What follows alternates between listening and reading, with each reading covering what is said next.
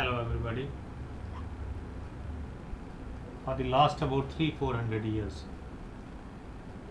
the debate to find reasons as to why people become criminals or they have maladaptive behavior that is going on. We have been trying to find out as to why these people behave in a way which puts them in confrontation with the laws, which puts them behind the bars, which puts them behind the prisons. What is the difference between these people and the normal human beings? And whether we can control those forces, whether these are some innate forces or those forces are created by the various environmental factors. The debate about nature and nurture that is going on, and various theories have been propounded from time to time. The theory of biochemistry, the theory of drive theory, the instinct theory, the psychological theories, the strain theory, the sociological criminology, ecological theory, strain theory, then the control theories or the Sutherland's theory or different other theories, conflict theories, radical theories. These have been propounded by various learned men from time to time, and I am not going to discuss those theories because everybody knows about those theories and the concepts propounded in those theories. What I am going to say today is perhaps altogether different, and it will create a different impact the way we have been treating the crime problem till today, and the way which we need to follow to deal with this problem. I say that the human behavior or his maladaptive behavior or the criminal behavior, that entirely depends upon the behavior of human neurons, his genes, and this genetic behavior, this behavior of the neurons is something controllable, can be manipulated, and on the basis of that we can control the human behavior. The human behavior depends upon those genetic behaviors, those neural behaviors, and we can change those behaviors of the neurons, the behavior of his genes. This is something which perhaps people may not understand easily because we have been exposed to such environments where we believe that only by chemical processes or by certain experimental basis we can bring some changes in the genetic behavior, but not by changing the concepts, not by changing the thinking process of the human being, and by not doing any chemical process we can change the human behavior. For that matter, you will have to understand certain basic things as to how this is possible and why I am saying so. I say that this all is possible by adopting various yoga techniques. I will not go into detail as to what is yoga and what yoga techniques can be used to change the human behavior or the behavior of his neurons at the moment, because that is not possible. There are hundreds of yoga postures, hundreds of various other techniques which is not possible to discuss in detail in the presentation. But at the moment I'll simply say that for finding out as to why human beings behave in a criminal way or the maladaptive way, we have to simply see as to how and which parts of the human being we need to study. For that matter, we don't have to study the human stomach, the human liver, the human pancreas, his heart, or other different body parts, his legs, his toes or his arms, etc. We simply have to concentrate and to see as to how the environmental factors or the genetic factors, they all affect his brain, because ultimately human behavior emanates from the human brain. Now, for that matter, don't have to look to the entire brain of the human being, because more than 90% of the human being brain is meant for body functioning or body maintenance. Only 10% of the brain is meant for what we call as his thinking process, or from where his behavior emanates. Now, this 10% is not a small thing. It contains billions and billions of neurons, and perhaps we have to know about the functioning of those neurons, as to how those neurons function, and only then we can come to a conclusion whether we can change the functioning of those neurons. Now, a neuron, this is the human neuron.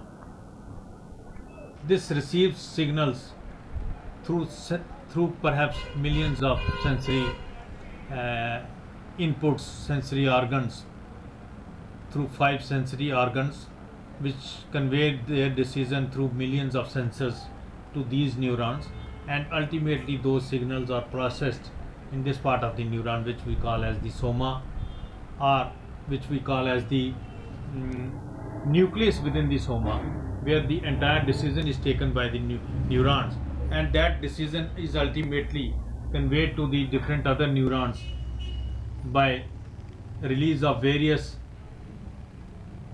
neurotransmitters, and those neurotransmitters are received then by various receptors, and the formation of those neurotransmitters, the creation of the amino acids, the creation of the various proteins in the neurons,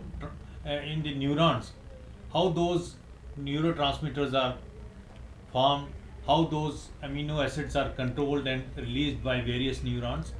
Perhaps that is the decision making power of the neuron, which decision making power we have to understand as to how the neurons take those decisions. Now, human philosophy or Indian philosophy says that every neuron has 3 qualities, which we call as the sattvic quality, the rajasic quality, and the tamasic quality. And by controlling those various factors by virtue of which the neurons get the inputs, sensory inputs, we can change the quality and the quantity of those tamasic, rajasic, and the sattvic components in a neuron. And by changing that, which is always changeable, we can control the behavior of the neurons. As I said earlier, we have to have some understanding about the functioning of the neuron, as to how the neurons function. Let us suppose that a neuron is receiving signals from the ear. Millions of sensors connected with the ear convey the various signals received by the ear to various input centers connected with the sub part of the brain. Now, those signals are processed by the various neurons, and ultimately some decision is taken by the neuron whether which sort of behavior it has to display. That will depend upon the decision of the individual neurons. Now, how many neurons are taking that decision, and how they are conveying their decision to perhaps the control center of the brain, which is ultimately taking the decision as to whether which sort of behavior the human being has to explain, or he has to show, whether he has to get angry on hearing those signals, whether he has to display a lighter mood, whether he has to laugh after hearing those sounds. That decision is taken by various neurons. Now, let us suppose another example, that two sensory organs, the eyes and the ears, they are receiving 2 contradictory signals, and on the basis of those contradictory signals, there is a conflict between the 2 subcenters connected with the eyes and the ears.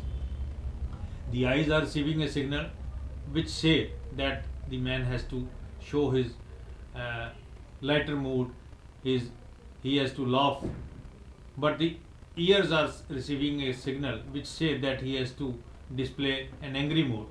Now, behavior theory or behavior therapy says that we cannot display two contradictory moods or contradictory uh, behaviors at the same moment. For that matter, since there is a contradiction between the two subcenters connected with the eye and the ears, now ultimately whose decision is to prevail? Whether the subcenter connected with the eyes is to take a final call, or whether the subcenter connected with the ears is to take a final call. Since there is a contradiction, ultimately the matter perhaps has to be referred to a larger bench, or we can say to some third party, to the umpire, to the arbitrator, to the judge.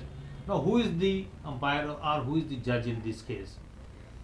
Since we do not know whether there is a super control center or a controlling center in the brain, which ultimately takes calls from various subcenters connected with the various sensory organs and ultimately takes a decision. We can't say as to how the brain functions or how the neurons function, but ultimately the neurons are taking a decision, whether they are taking it individually or whether they are taking it in millions. Ultimately, who is counting as to how many million are taking that decision, which decision is to prevail? So I say that neurons have their own thinking process. They take decision after getting information from the various environmental factors through the various subcenters connected with the various sensory organs, and we have not been able to find out where this decision making process of the neuron takes place, whether that takes place within the soma, whether that takes place within the nucleus of the neuron, but ultimately some decision is being taken by the neuron or by the genes present in the neuron or by the chromosomes, by releasing various amino acids, by forming various proteins, and by releasing those neurotransmitters. This has to be understood, as I said earlier, in through the yogic techniques or the yoga postures or the yoga way of life, which has been developed by various Indian philosophers, and on the basis of that we can change the human behavior, as I said earlier. For that matter, we have to take number of precautionary measures. We have to adopt various yoga techniques. We have to adopt various yoga postures. We have to adopt different ways, and this is not possible in a single day to explain, or in a single presentation to explain all these factors. For that matter, I have written in detail in my book, Controlling the Mind of a Criminal, and this book explains in detail the theory propounded by me, which I have termed as yogic crime theory, and on the basis of which we can control the human behavior, we can control the behavior of the neurons, and on the basis of which I say that we can change the entire scenario, the entire way we have been dealing with the criminal problem or the world, and we can control the criminal behavior, the criminal acts to a larger extent without using any force, without much expenditure, and without the involvement of much of the infrastructure which we have been using till today to control the criminal population, to control the criminal behavior, to control crime as such. Thank you very much.